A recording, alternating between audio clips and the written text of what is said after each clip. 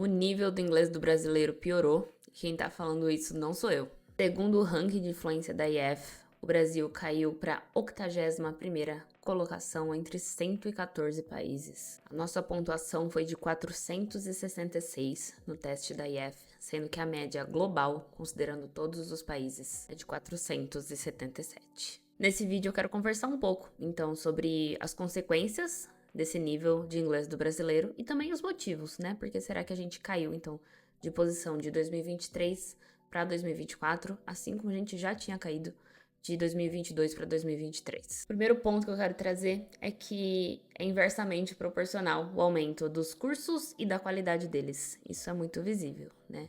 Então, hoje a gente tem muito mais opções de cursos, tanto presenciais e principalmente online, mas não necessariamente esses cursos acompanharam um aumento de qualidade. Se tivessem acompanhado, provavelmente a gente estaria muito melhor nesse ranking. Na minha opinião, o principal problema está no fato de que a maioria desses cursos ignora a função prática do inglês.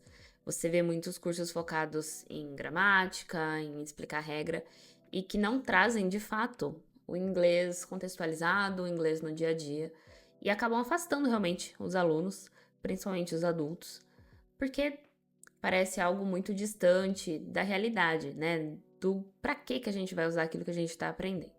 Então, muito se criou de novos cursos, mas não necessariamente ampliou a qualidade deles. Não à toa, é muito comum um adulto chegar até mim falando: olha, eu estudei anos, eu até entendo, eu leio, mas eu não falo.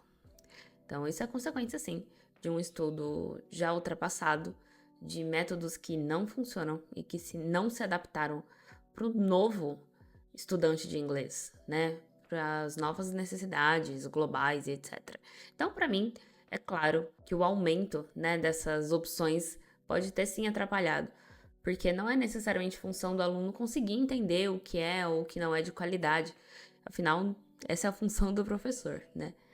Mas enfim, então para mim, o primeiro ponto que a gente deve levantar é esse, né? Se a gente tá com tantas escolas, tantos cursos online, tantos professores online, por que que essa qualidade não aumentou?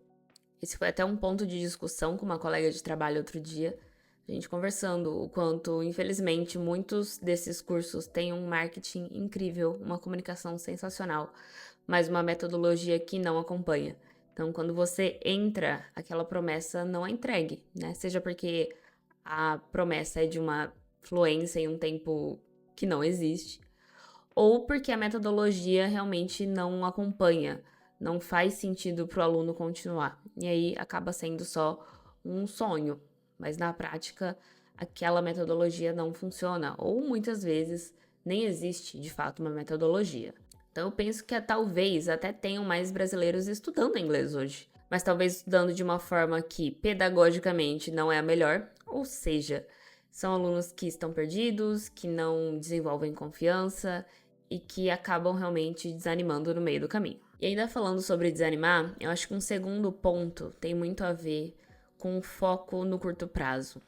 A gente tá em um novo momento agora, quando a gente compara, né, com quem aprendeu inglês no passado. No passado a gente não tinha redes sociais, a gente não tinha uma vida acelerada no nível que a gente tem hoje e a gente não tinha esse nível de pressa de ter tudo para ontem, de resolver tudo com inteligência artificial. Então, eu acredito sim que o fato de muita gente procurar uma solução extremamente rápida, de aprenda inglês em um mês, atrapalha esse processo.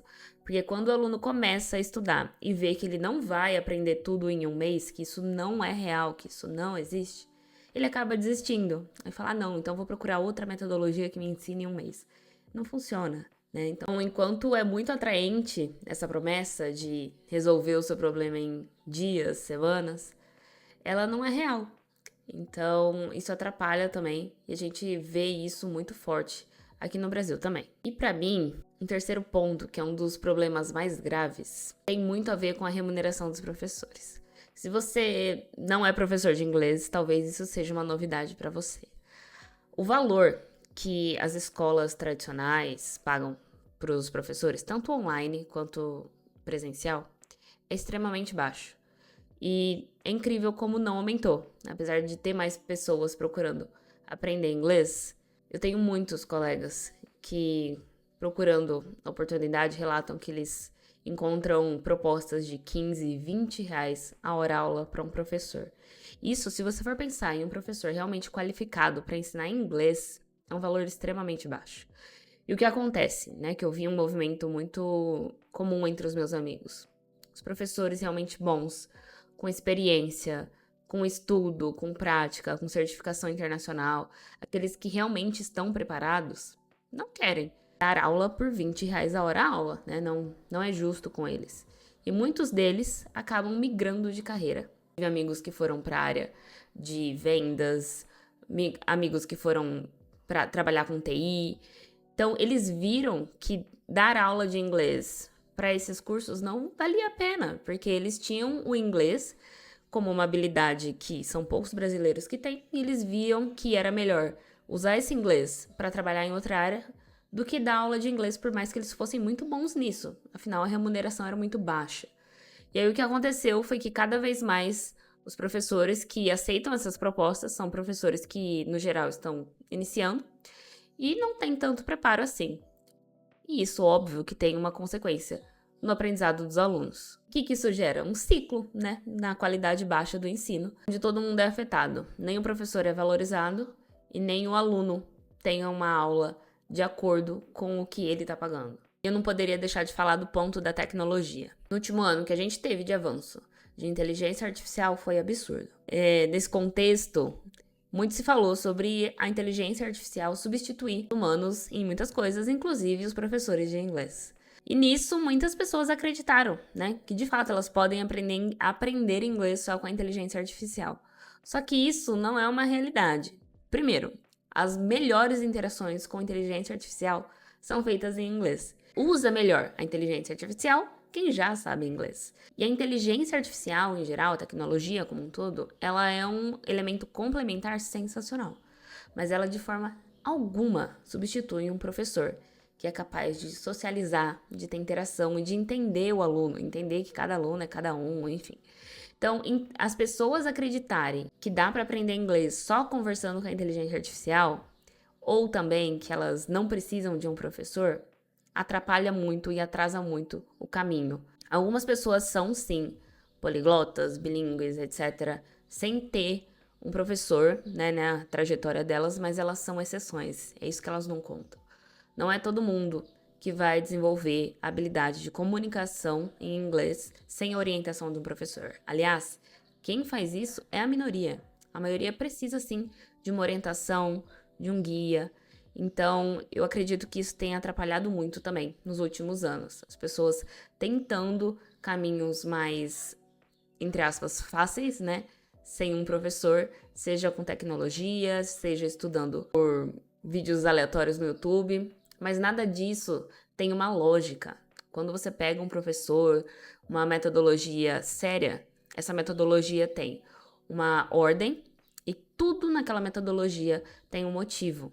Quando você faz isso sozinho, você só atrasa, né, o seu processo. Então, assim, para mim, esse ranking traz uma reflexão sobre como a gente está aprendendo inglês no Brasil, como as metodologias aqui estão, sim, ultrapassadas, o quanto os professores continuam sendo desvalorizados, o problema de buscar soluções imediatas, sendo que a fluência é um jogo de longo prazo. Por outro lado, se você tem vontade de aprender inglês, esse dado te mostra que você não está para trás, né? Você está em um país que tem pouquíssimas pessoas que falam inglês realmente com fluência, que conseguem se comunicar. Então, se você está nesse processo, parabéns, porque você já é uma minoria.